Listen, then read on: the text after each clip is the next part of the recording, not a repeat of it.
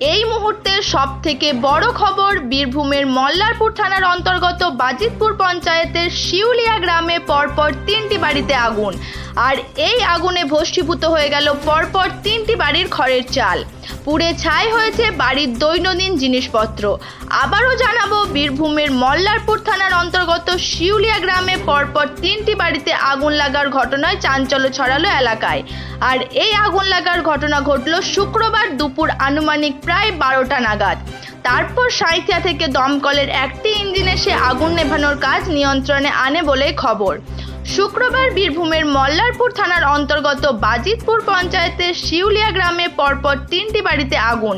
আর সেই আগুনে ভস্মীভূত হয়ে গেল পরপর 3টি বাড়ির খড়ের চাল। ঘটনাটি ঘটেছে আজ বেলা 12টা নাগাদ। তারপর ঘটনাস্থলে আসে দমকলের একটি ইঞ্জিন। দুপুর আনুমানিক 1:30টা নাগাদ আগুন নিয়ন্ত্রণে আনেন দমকল বাহিনীরা বলে খবর। তবে কিভাবেই বা এই আগুন লাগলো সেই ঘটনাটি এখনো স্পষ্ট নয়। ঘটনা তদন্ত শুরু করেছে মল্লারপুর থানার পুলিশ। দেখছি দাঁড়া।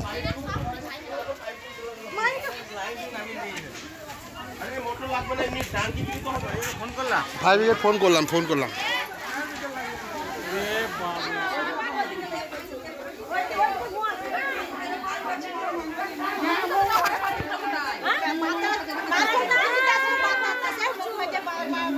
দৈনিক ডিজিটাল নিউজের সকল দর্শকদের জানাই স্বাগতম।